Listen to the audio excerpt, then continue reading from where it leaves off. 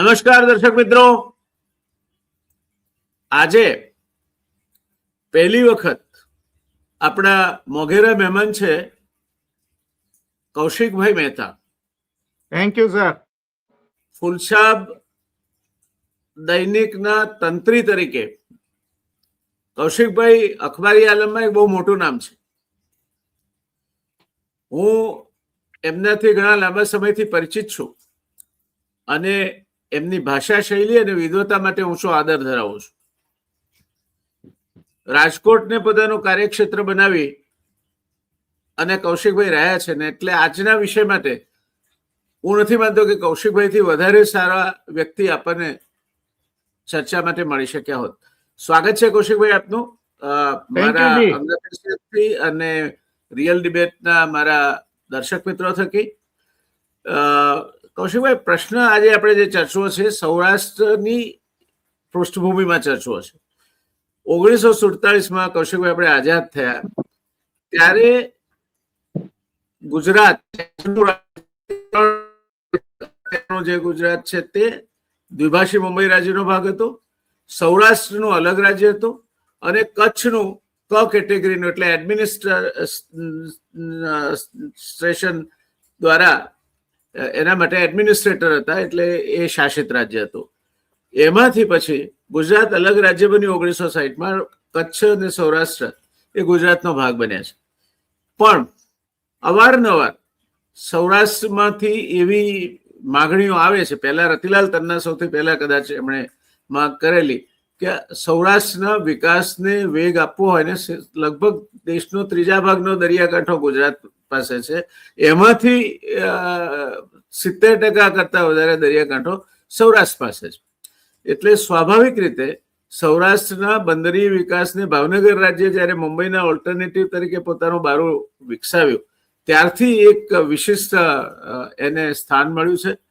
જામ સાહેબે પોલેન્ડવાસીઓને આવકાર્યા, તે પણ નવાનગરમાં એમણે એમને રાખ્યા, બાલાચડીમાં. એટલે સૌરાષ્ટ્રનો મેરીટાઈમનો ઇતિહાસ પણ કચ્છની માફક બહુ ઉજ્જવળ રહ્યો છે. અને સૌરાષ્ટ્રથી બહાર જઈને નાનજી કાળીદાસ મહેતા હોય કે માધવાણી હોય, એ આફ્રિકાના દેશોમાં પણ બહુ મોટું નામ.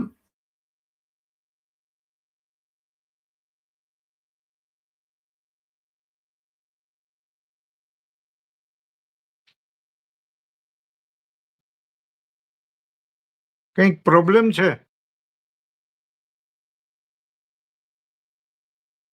અલગ રાજ્ય બને તો સૌરાષ્ટ્રના વિકાસને વેગ મળી શકે. બીજું, કચ્છથી ગાંધીનગર જવું હોય તો દૂર પડે છે, રાજકોટથી ગાંધીનગર જવું હોય તો દૂર પડે છે. તો સૌરાષ્ટ્રની રાજધાની રાજકોટ બને તો સૌરાષ્ટ્ર કચ્છ બંનેને વહીવટી રીતે પણ અનુકૂળતા બને. અત્યાર સુધી આપણે જોતા આવ્યા છે આ દેશમાં મોટા રાજ્યોને તોડીને નાના રાજ્યો બન્યા, ઉત્તર પ્રદેશમાંથી બન્યા હોય કે બિહારમાંથી બન્યા હોય. આ એક રાજ્ય જે બીજા રાજ્યમાં ભળીને એક થયું, હવે એ બીજું રાજ્ય થાય તો શું, એની ચર્ચા આપણે કરવાની છે. તો વિષયની પૃષ્ઠભૂમિ આ છે. આને લક્ષ્યમાં રાખીને આપ અમને માર્ગદર્શન આપો કે આના પ્રોઝ અને કોન્સ શું હોઈ શકે. જી, તમે જેમ વાત કરી કે દ્વિભાષી રાજ્ય અને પછી ગુજરાતની રચના અને સૌરાષ્ટ્ર રાજ્યનું, પછી જો મને લાગે છે કે પહેલો અવાજ અલગ સૌરાષ્ટ્ર માટેનો કોઈ કર્યો હોય તો રતિલાલ તન્નાનું તમે નામ લીધું, પણ મુખર અવાજ કહીએ તો રતુભાઈ અદાણી. રતુભાઈ અદાણી મિનિસ્ટ્રીમાં હોવા છતાં એમણે એમ કહેલું કે સૌરાષ્ટ્ર માટે કંઈક અલગ થવું જોઈએ. આ વાત લગભગ 67-68 ની છે. ત્યારથી આ અલગ સૌરાષ્ટ્રનો જે ભાવ છે ને એ ચાલતો આવે છે. આજે ભલે એ અવાજ હવે બહુ મુખર નથી, ક્યારેક ક્યારેક કોઈ વાત કરે અને એની ચર્ચા થાય એ જુદી વાત છે, પણ પહેલી વાર રતુભાઈ અદાણીએ આ અવાજ ઉઠાવેલો અને એની ચર્ચાઓ પણ બહુ થઈ હતી.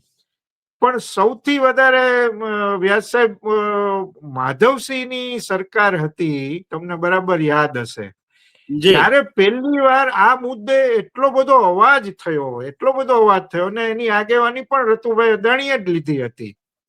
અને 17 ધારાસભ્યોએ, સૌરાષ્ટ્રના 17 ધારાસભ્યોએ પહેલી વાર એક પત્ર બનાવી અને સરકારને આપેલો કે ભાઈ તમે સૌરાષ્ટ્રને બહુ અન્યાય કરો છો, તો સૌરાષ્ટ્ર માટે અલગ કઈ વાત થવી જોઈએ. અને એની ધારાસભામાં પણ બહુ ચર્ચાઓ થઈ હતી, બહુ ઉગ્ર ચર્ચાઓ થઈ હતી. અને એમાં રતુભાઈ અદાણી સાથે મહંત વિજયદાસજી, વલ્લભભાઈ પટેલ અને એવા બધા મનહરભાઈ શુક્લ ને એવા બધા નેતાઓ પણ જોડાયા હતા. અને બહુ ચર્ચાઓ થઈ. ત્યારે માધવસિંહભાઈએ થોડાક લોકોને મંત્રીમંડળમાં સમાવી અને રતુભાઈ આંદોણીના જે અભિયાન હતું એને તોડવાના પણ પ્રયાસો ત્યારે કરેલા. પણ ત્યારે બહુ વાત મુખરતાથી આવી હતી કે ભાઈ અલગ સૌરાષ્ટ્ર હોવું જોઈએ. ને પછી અલગ સૌરાષ્ટ્રનું બોર્ડ બનાવવું, વિકાસ બોર્ડ, એવું ગાજર પણ લટકાવી દીધું હતું સરકારે, પણ પછી કઈ થયું નહીં. પણ આ સૌથી મને લાગે છે સૌરાષ્ટ્ર માટે સૌથી વધારે પ્રબળતાથી જો અવાજ કર્યો હોય તો રતુભાઈ અદાણી. એ પછી છૂટક ઘણી વાર બધું સૌરાષ્ટ્ર સંકલન સમિતિ પણ બનેલી. અને 2001માં અમારા પરાગભાઈ તેજુરા રાજકોટ વાળા જે છે, જે ઔદ્યોગિક પ્રદર્શનો માટે બહુ જાણીતા છે, અને એમણે આ ફારી સમિતિને જીવતી બનાવી અને અલગ સૌરાષ્ટ્ર કે અથવા તો સૌરાષ્ટ્ર માટે કઈ સ્પેશિયલી થવું જોઈએ એવી બધી માગણીઓ કરી. એ દરમિયાન એ પહેલા પણ તમે જુઓ કે સૌસીભાઈ મકવાણા, આપણા બહુ મજાના નેતા, ચોટીલા સુરેન્દ્રનગર વિસ્તારના, જી, અને બહુ ગાંધીવાદી, અને આજે પણ એમની સંસ્થાઓ બહુ સરસ રીતે ચાલે છે. એમણે પણ આ અવાજ ઉઠાવ્યો કે ભાઈ સૌરાષ્ટ્રનો વિકાસ અમદાવાદ સુરતનો જે પટ્ટો થાય છે એવી રીતે સૌરાષ્ટ્રનો નથી થતો. એ પછી એકવાર વિઠ્ઠલભાઈ રાદડિયાએ પણ આવી માગણી કરેલી. વિઠ્ઠલભાઈ રાદડિયા ત્યારે હજી ભાજપમાં નહોતા આવ્યા, કોંગ્રેસમાં હતા, ભાજપમાં આવ્યા પછી શાંત થઈ ગયા. એટલે ત્યારે એમણે પણ આ વાત કરેલી. કંઈક અંશે કેશુભાઈ પટેલે પણ ઉલ્લેખ કરેલો છે. અલગ સૌરાષ્ટ્ર નહીં, પણ સૌરાષ્ટ્રને અન્યાય થાય છે એવી વાત તો એમણે અનેક વાર કરી હતી જયારે કોંગ્રેસની સત્તાઓ હતી. અને એ પછી પોતે સત્તામાં આવ્યા ને એમણે સૌરાષ્ટ્રને ઘણી બધી મદદ કરી. એ પછી છેક વિજય રૂપાણી સુધીનો દોર આપણે ગણી શકાય. એ વાત હું પછી કરું. પણ જે આખી આ અલગ સૌરાષ્ટ્ર માટેનું જે અભિયાન હતું એ મને લાગે છે વિઠ્ઠલભાઈ રાદડિયા પાસે આવીને અટકી જાય છે. પછી એવી કોઈ મુકરતાથી એવી કોઈ વાત થઈ નથી કે અલગ સૌરાષ્ટ્ર માટે. હા, માગણીઓ થઈ છે કે ભાઈ સૌરાષ્ટ્રને આ ખૂટે છે. તમને જયનારાયણભાઈ બહુ આશ્ચર્ય થશે કે રાજકોટને છેલ્લે લોધિકા જીઆઈડીસી આપ્યા પછી હમણાં જે વાઇબ્રન્ટ મીટ થઈ અહીંયા રાજકોટમાં, હવે જે પ્રાદેશિક વાઇબ્રન્ટ મીટ નો દોર શરૂ થયો છે, ત્યારે નરેન્દ્રભાઈએ 2 જીઆઈડીસી ની જાહેરાત કરી, રાજકોટની નજીક નાગલપર અને છાપરા. આટલા વર્ષો પછી સૌરાષ્ટ્રને નવી જીઆઈડીસી મળી. આ સૌરાષ્ટ્રને જે અન્યાયનો મુદ્દો છે ને એ આજ સુધી ઉભો છે. ભલે ઘણું બધું કામ પણ થયું છે. અને મારો જો અનુભવ તમને કહું ને તો વિજયભાઈ રૂપાણી હતા જ્યારે મુખ્યમંત્રી, આપને તો આ ખ્યાલ જ છે, નીતિન પટેલ અને વિજય રૂપાણીની ધરી અલગ અલગ રહી હતી અને સચિવાલયમાં 2 ભાગ તમને જોવા મળે. નીતિન પટેલનો મને પણ અનુભવ છે કે સામેની ધરીમાં હોય એટલે સાવ એક્સ્ટ્રીમ સામેની ધરીમાં હોય છે. જી, અને મને કેટલાક અધિકારીઓ સાહેબ 1 to 1 એમ કહેલું કે સૌરાષ્ટ્રની ફાઇલ જો નીતિનભાઈના કાર્યાલયમાં જાય, કારણ કે નાણાં ખાતું એમની પાસે હતું. હમણાં ફરિયાદ થઈ છે કે ભાઈ નાણાં ખાતું પૈસા નથી ફાળવતું જે તે ખાતાઓને. તો ત્યારે મેં આ વાત સાવ 1 to 1 સાંભળેલી કે જેવી સૌરાષ્ટ્રની ફાઇલ નીતિનભાઈના કાર્યાલયમાં જશે ને એટલે જલ્દી મંજૂરી નહીં આપે. એનો તમને એક સરસ મજાનો દાખલો આપું કે બગોદરાથી આણંદનો જે રોડ છે, તારાપુર ચોકડી વાળો, એ રોડ તમે અત્યારે નીકળો જયનારાયણભાઈ, ટનાટન રોડ છે, ટનાટન. અને એક સમયે એવું હતું કે તારાપુર ઈ ચોકડી પાસેથી રોડ જે નીકળતો તો રાત્રે નીકળવું જરા જોખમી થઈ જાય એવું, એટલો સુનકાર ને એટલી બધી સમસ્યાઓ હતી. અને વરસાદમાં તો એ રોડ ઉપર નીકળવું જ મુશ્કેલ થાય. હવે એની સાથોસાથ લગભગ 2017માં વિજયભાઈ રૂપાણીએ રાજકોટ અમદાવાદ 6 લેનની જાહેરાત કરી. આજે સાહેબ 2026માં છીએ આપણે, હજી આ રોડનું કામ પૂરું થયું નથી. એમાં અમારું હા, અમારું હીરાસર એરપોર્ટ થયું. મેં આ નીતિનભાઈને એકવાર સવાલ પણ કરેલો, અમે સચિવાલય ગયા ત્યારે. મને કે કોન્ટ્રાક્ટરના બધા બહુ ડખા છે ને એમાંથી આ સમસ્યાઓ ઊભી થઈ છે. જે હોય તે, પણ આ સૌરાષ્ટ્ર, અમદાવાદ થી સુરત નો પટ્ટોનો વિકાસ અને સૌરાષ્ટ્રનો વિકાસ, તમે જેમ કહ્યું કે આખી બ્લુ ઇકોનોમી, આવડો મોટો દરિયો, અને છતાં તમે નરેન્દ્રભાઈ અનેક વાર એનો ઉલ્લેખ કર્યો છે કે ભાઈ આ સૌરાષ્ટ્રના દરિયાનો તમે ઔદ્યોગિક રીતે બહુ મોટો તમને પોટેન્શિયલ છે, એ પણ આપણે એનો ઉપયોગ કરી નહીં શક્યા. પણ તમે પછી જો સૌરાષ્ટ્રના વિકાસની વાત કરીએ ને જયનારાયણભાઈ, તો કેશુભાઈના વખતથી માંડીને વિજયભાઈ રૂપાણી સુધી ઘણો બધો ફાયદો એનો થયો, કારણ કે બંને સૌરાષ્ટ્ર અને રાજકોટથી બંને બિલોંગ કરતા હતા. એટલે એનો ફાયદો થયો કે રોડ રસ્તાની વાત હોય, સિંચાઈ યોજનાની વાત હોય, કે છેલ્લે તમે જો કે હીરાસર એરપોર્ટની વાત હોય કે એમ્સની વાત હોય, તો રાજકોટને પૂરેપૂરો ન્યાય એ બાબતમાં મળ્યો. એટલે એ રીતે તમે જુઓ તો સૌરાષ્ટ્રને હવે છેલ્લા 5, 15, 20 વર્ષથી તમે થોડું સૌરાષ્ટ્ર ઉપર ધ્યાન કેન્દ્રિત થયું. નરેન્દ્રભાઈએ પણ સૌની યોજનાથી માંડી નર્મદા યોજનાનું કામ ઝડપથી થાય, વિજયભાઈ રૂપાણીએ પછી એને આગળ વધાર્યું. તો આજે સૌરાષ્ટ્રમાં પાણીની બાબતે થોડી ઘણી બધી રાહત થઈ છે. સાવ સંપૂર્ણ સમસ્યા નિવારાઈ ગઈ છે એવું આપણે નહીં કહી શકીએ, પણ પાણી એટલે તમે જુઓ કે કૃષિ આધારિત આખું અર્થતંત્ર હતું એ થોડું હવે બદલાઈ રહી છે સૌરાષ્ટ્રની સ્થિતિ. ને આ વખતે જે સૌરાષ્ટ્રમાં વાઇબ્રન્ટ મીટ થઈ અને એમાં 7-8 લાખના MOU થયા, એમાંથી કેટલા થશે એ તો સરકાર જાણે, કંઈક થશે.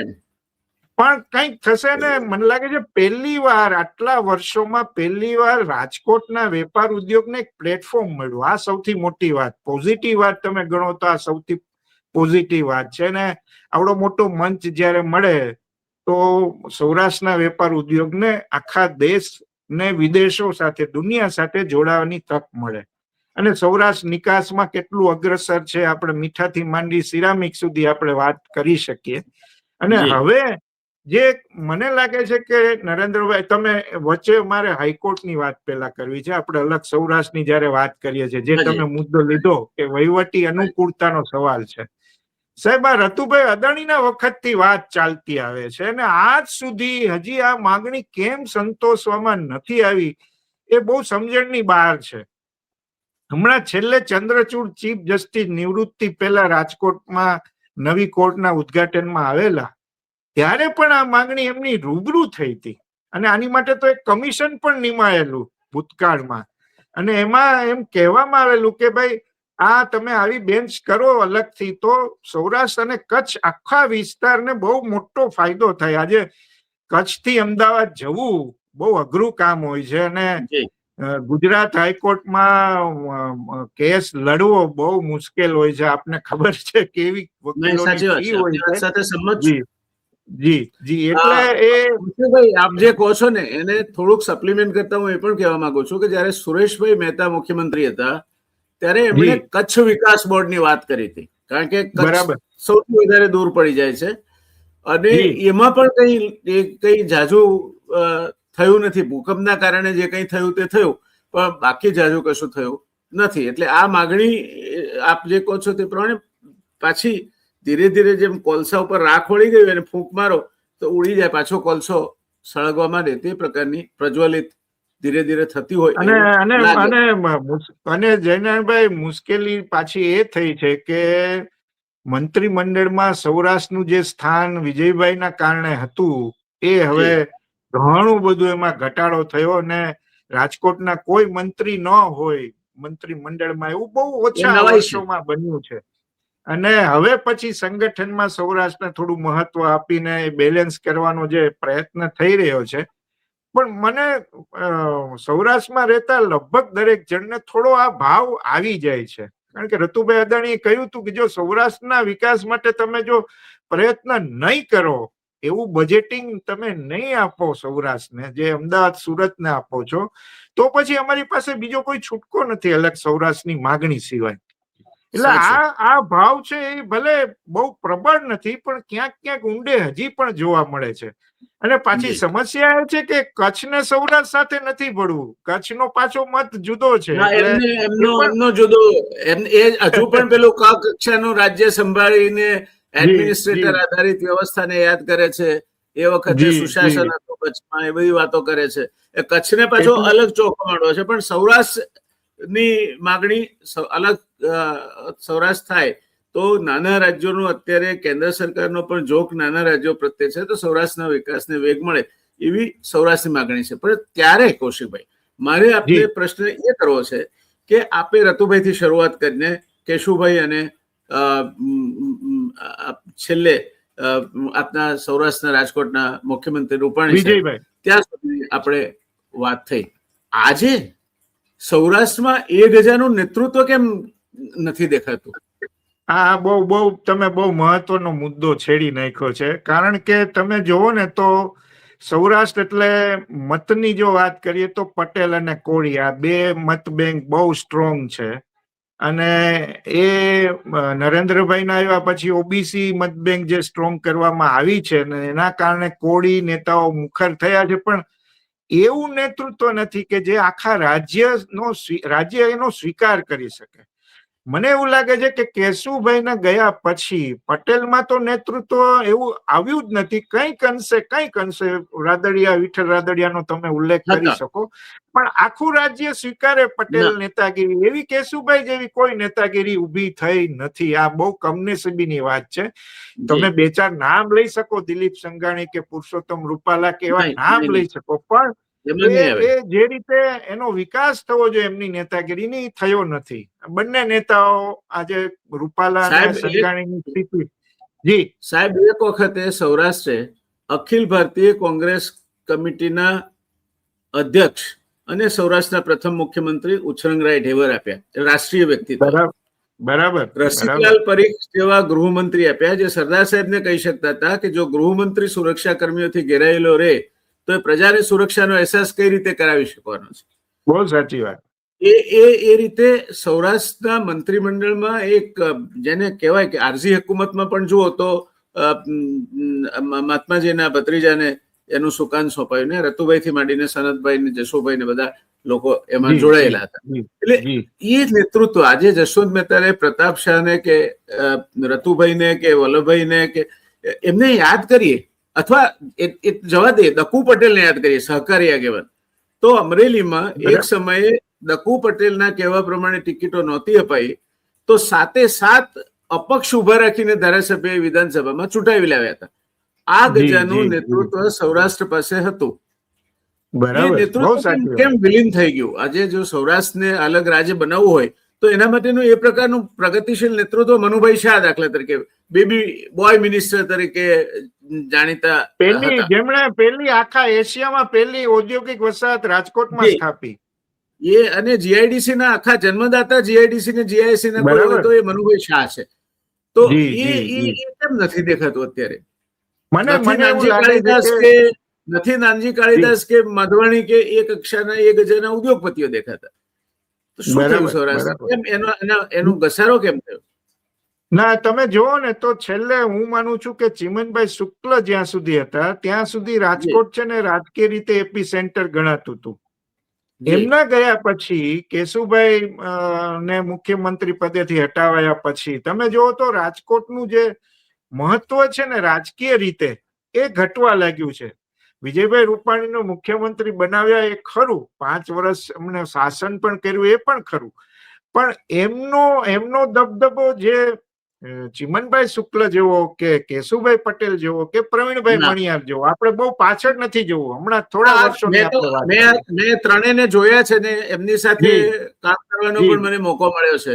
હું સંપૂર્ણપણે આપની વાત સાથે સંમત છું કે એમના પેગડામાં પગ ઘાલે એ કક્ષામાં હજુ સૌરાષ્ટ્રમાં કોઈ નેતા આવી શક્યા નથી. એટલે એ પછી જે સમસ્યા થઈ, મને લાગે છે કે કેશુભાઈ ગયા અથવા તો એમને પડતા મૂકવામાં આવ્યા અને પછી નરેન્દ્રભાઈનો જે આખો 13 વર્ષનો કાર્યકાળ છે એના કારણે હું માનું છું કે આ નેતાગીરી એ આખા કાળમાં આખું સ્વરૂપ મને લાગે છે ભાજપના રાજકારણનું અને ગુજરાતના રાજકારણનું સ્વરૂપ બદલાયું, ઘણું બધું બદલાયું. અને કેન્દ્રિત જે રાજકીય કે પછી દરેક નીતિઓ જે એક ગાંધીનગર વ્યક્તિ કેન્દ્રિત બની. સચિવાલયમાં કેન્દ્રિત થઈ, એનું પણ એક કારણ હું જોઉં છું કે તમે જુઓ કે પટેલનું વર્ચસ્વ તોડવા માટે ઓબીસી ની રાજનીતિ આગળ ધરવામાં આવી અને બહુ અસરકારક રીતે એના પરિણામો મળ્યા છે. ભાજપ આટલી બેઠકો લાવે છે, એમાં ખાલી પટેલોનું મહત્વ નથી, પણ એની સાથે કોળી મત બેંક કોંગ્રેસ તરફથી શિફ્ટ થઈ ભાજપ તરફ, એ બહુ મોટું કારણ છે. પણ કમનસીબે એમાં પુરુષોત્તમ સોલંકી છે કે કુંવરજી બાવળિયા છે, એ નેતા ખરા, પણ આખા રાજ્યને નેતૃત્વ આપી શકે એવું એમનામાં બળ નથી. એ ખાલી જ્ઞાતિથી જ્ઞાતિના કારણે સબળ નેતા ખરા, હું આપની સાથે સંમત છું. હું કુંવરજી બાવળિયાને એ કક્ષામાં પણ નથી મૂકતો. કુંવરજી બાવળિયાને પરસોત્તમભાઈની કક્ષામાં ન મૂકી શકાય. એ તો સાહેબ છે ને, પુરુષોત્તમભાઈ સોલંકી સામે એક ધરી ઉભી કરવાનો આખો પ્રયત્ન છે, પણ એમાં બહુ સફળ થયા નથી. પણ પરસોત્તમભાઈનું આરોગ્ય છે, એ આરોગ્ય એમને હંમેશા દબાયેલા રાખ્યા છે, એટલે પરસોત્તમભાઈ નહીં પૂછી શક્યા. અને આમ છતાં પણ તમે જુઓ કે નવનીતભાઈ વાળો બગદાણાનો કિસ્સો જે બન્યો અને એમાં પુરુષોત્તમભાઈ ને હીરા સોલંકીએ ભૂમિકા ભજવી, તો આજે એના કારણે કેટલો બધો ઉહાપો થયો ને માયાભાઈ આહિરના છોકરાએ હાજર થવું પડ્યું. એટલે એમનું બળ છે, પણ એ અમુક ક્ષેત્ર પૂરતું રહ્યું છે. એટલે આ સૌથી મહત્વનો મુદ્દો છે કે નરેન્દ્રભાઈના કાર્યકાળ આવ્યા પછી તમે મને લાગે છે કે સૌરાષ્ટ્ર જ નહીં જયનારાયણભાઈ, પણ આખા ગુજરાતના જોન ચારે પકડી લ્યો તો એવું કોઈ રાજકીય નેતૃત્વ નથી મળ્યું કે જે આખા ગુજરાતને દોરી શકે.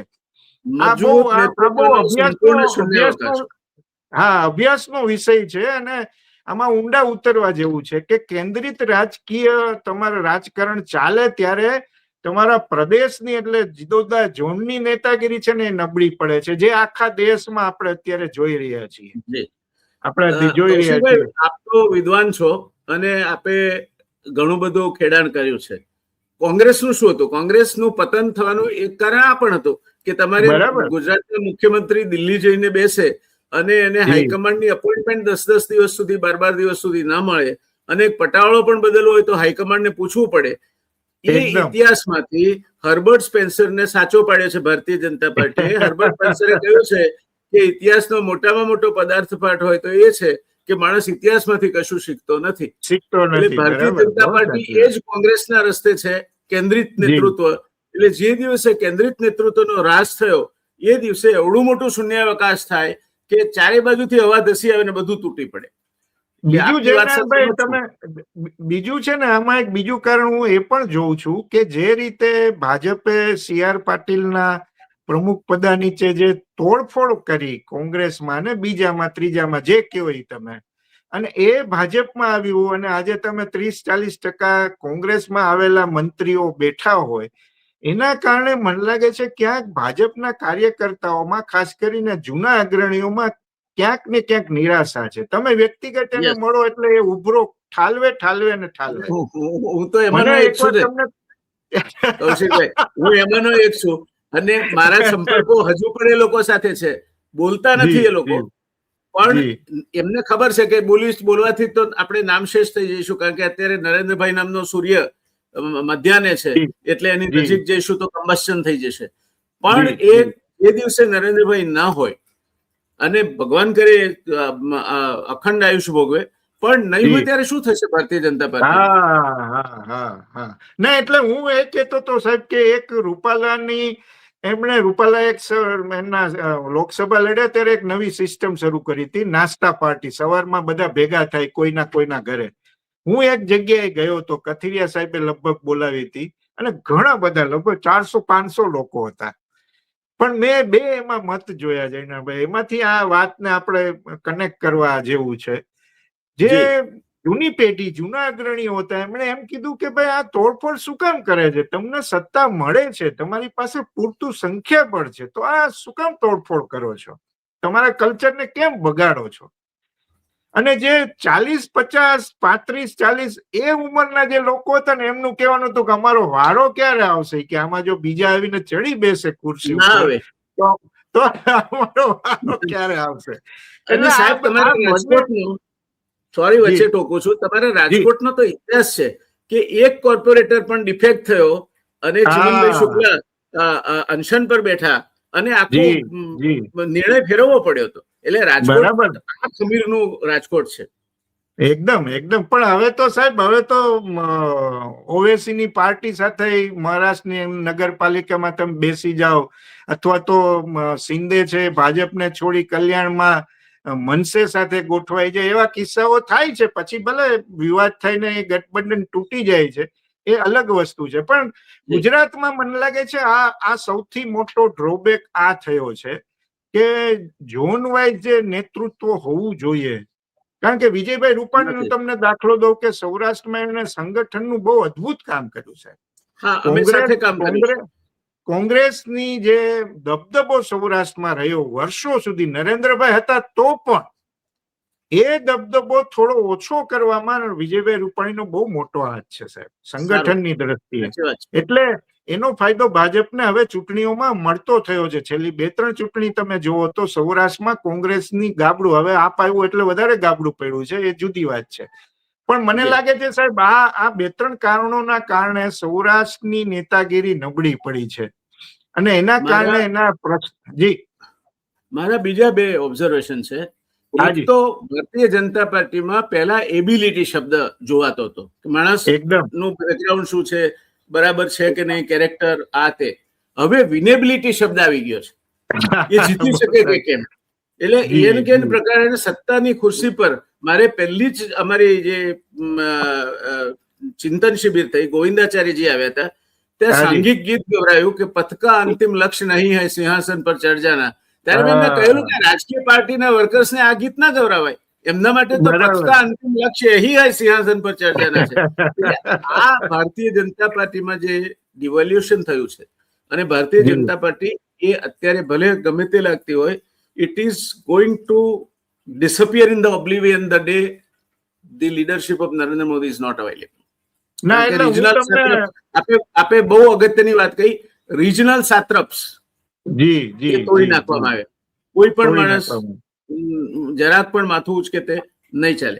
બીજા બે પરિબળો બરાબર. વિશે મારે આપની કોમેન્ટ જોઈએ છે. જી એક જી તો ગઈકાલનો બનાવ, પરમ દિવસનો, કે અનાર પટેલને જે રીતે ખોડલધામે જવાબદારી સોંપી, અને બીજું સુરત, એ જે રીતે હવે સૌરાષ્ટ્રના રાજકારણને પ્રભાવિત કરતું રહ્યું છે, આ અંગે આપ જરા વિશેષ પ્રકાશ ના પાડો. એટલે હું એ ઉલ્લેખ કરવાનો હતો, સારું તમે પૂછ્યું કે જી જે રીતે અનાર પટેલની જાહેરાત થઈ છે ને એ બહુ સક્વરતી.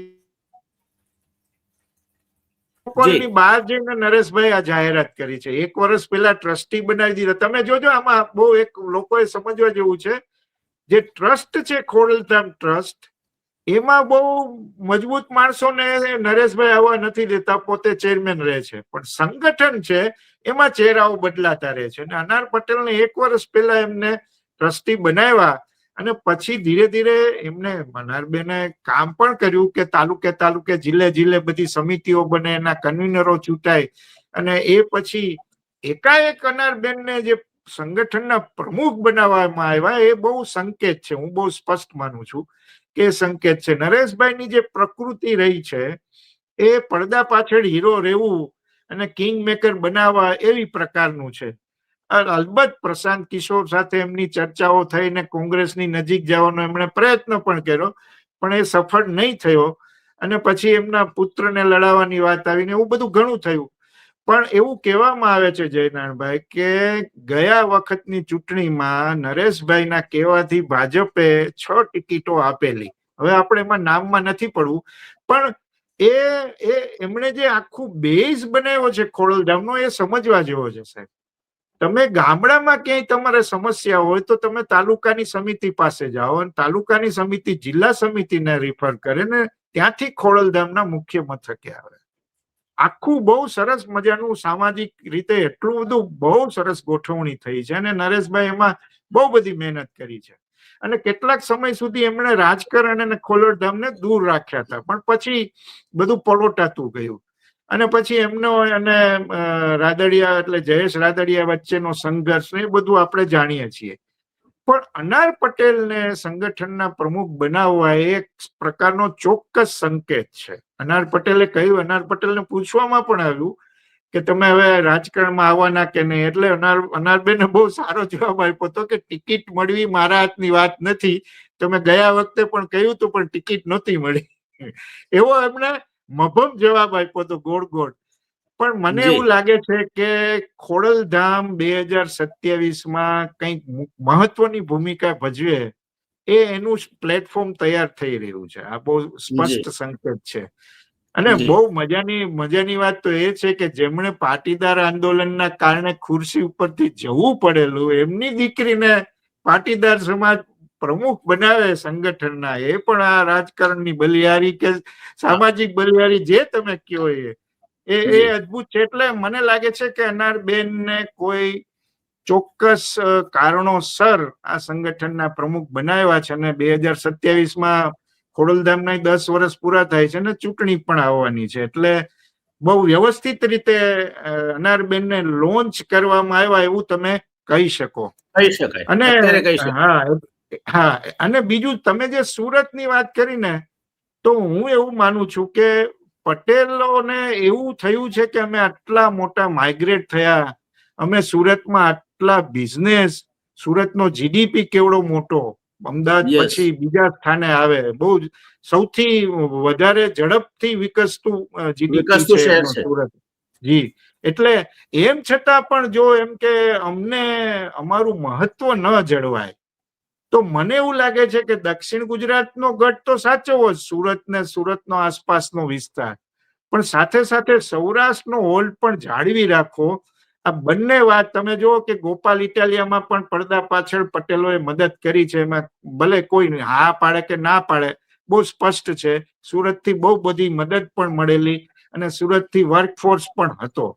અને આગામી ચૂંટણીમાં પણ આવું બન્યું છે. નરેશભાઈએ પણ એ જ રીતે સુરત અને ખોડલધામને સાથે રાખી અને આપને કે કોંગ્રેસને ભૂતકાળમાં મદદ કરી છે. અને લેવા પટેલોના જે સંમેલનો થયા હતા કેશુભાઈની સમર્થનમાં, એમાં પણ નરેશભાઈ પટેલનો બહુ મોટી ભૂમિકા પણ હતી. હાર્દિક પટેલને પણ મદદ કરવામાં આ બધી નેતાગીરીનો ફાળો રહ્યો હતો. એટલે મને લાગે સુરત, અને તમે જુઓ કે ગઈ ચૂંટણીમાં બહુ બધી મુશ્કેલીઓ થઈ હતી અને વડાપ્રધાને રાત રોકાવવું પડેલું નરેન્દ્રભાઈ, અને સવારે બધાને બ્રેકફાસ્ટ ઉપર બોલાવી અને ગોઠવણ કરવી પડી હતી. એટલે એનો મતલબ કે આ લોબી હજી કેટલું મહત્વ ધરાવે છે. સૌરાષ્ટ્ર એમનો બેઝ છે અને સુરત એમનું બિઝનેસ હોમ છે. એટલે એ બંને રીતે, પ્રદેશની રીતે અને આર્થિક રીતે, બંને રીતે સબળ છે અને એ એમનો સિક્કો ચલાવવા માંગે છે. એટલે આ બંને મુદ્દાઓ હવે અનારબેનની પટેલની સાથે આવે છે કે કેમ? કારણ કે ગોપાલ ઇટાલિયા, જયનારાયણભાઈ થોડા સમયમાં એને એટલી નામના કાઢી છે, સાચી રીતે ખોટી રીતે એ જુદો પ્રશ્ન છે, પણ એક યુવાન નેતા. મારો એ છેલ્લો પ્રશ્ન છે. જી, મારો પ્રશ્ન એવો છે કે આ જે અનારબેનની વાત થઈ એની સાથે સૌરાષ્ટ્રમાં હંમેશા લેવું અને કડવા એ બે તડ રહ્યા છે. એટલે એ ઇક્વેશનમાં શું ફરક પડશે? અને બીજું કે ગોપાલ ઇટાલિયા વિસાવદરમાં જીત્યા ખરા, પણ 8% મત કોંગ્રેસના શિફ્ટ થયા છે અને 1% મત જ ભાજપના શિફ્ટ થયા છે. એટલે હવે જો સૌરાષ્ટ્રમાં આમ આદમી પાર્ટી જોર પકડે તો એ ભાજપને મદદ કરશે, કોંગ્રેસને નુકસાન કરશે. આમ આદમી પાર્ટી ગુજરાતમાં પોતાના બલબૂતા પર સત્તા પર આવી શકે એવી શક્યતાઓ આપ જુઓ છો ખરા? ના, એવી તો હજી આ 2027માં તો હું નથી જોતો. કારણ કે સૌથી મોટી આપની સમસ્યા એ છે કે એમનું એક તો ગ્રાઉન્ડ નેટવર્ક હજી એટલું મજબૂત નથી. બીજું, એમણે કોંગ્રેસના મત ઉપર નિર્ભર રહેવું પડે છે. મેં આપના એક અગ્રણીને એમ કહ્યું, જ્યાં સુધી તમે ભાજપની વોટ બેંક ન તોડો ત્યાં સુધી તમારાથી ગાંધીનગરની ખુરશી બહુ દૂર રહેવાની. આ બહુ સીધી સાદી વાત છે. કારણ કે કોંગ્રેસનો બેઝ છે એ તૂટીને કેટલું તૂટશે? 15, 20, 25, 30 તો આવવાની જ કોંગ્રેસને. તમે ગમે જી. એટલો એની તોડફોડ કરશો, ભાજપે આટલી તોડફોડ કર્યા પછી પણ એમને આટલી સીટ આવે છે, અને ઓછી આવે છે એના કારણો પણ બીજા છે. એટલે એનો બેઝ છે એ તમે ક્યાં સુધી તોડી શકશો? હવે થઈ ગયું 12-13% જે તમને વોટ શેર મળ્યો ગઈ ચૂંટણીમાં આપને, એને જો તમારે વધારવો હોય તો ભાજપની વોટ બેંક તોડવી એમાંથી પડે. તોડવું પડે.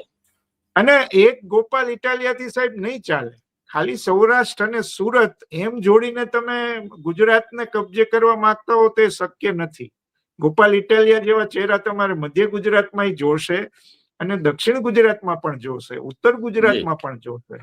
જી. એટલે એવી રીતે તો તમે હજી સત્તાથી ઘણા બધા દૂર છો, પણ ગોપાલ ઇટાલિયાએ એક વાતાવરણ પેદા કર્યું એમ તમે કહી શકો. કારણ કે જી. એ જે રીતે પ્રશ્નની રજૂઆત કરે છે ને, બહુ આમ મજબૂત રીતે કરે છે. જિગ્નેશ મેવાણી જી. કોંગ્રેસના કરે છે, પણ એ બહુ ઉગ્રતાથી કરે છે.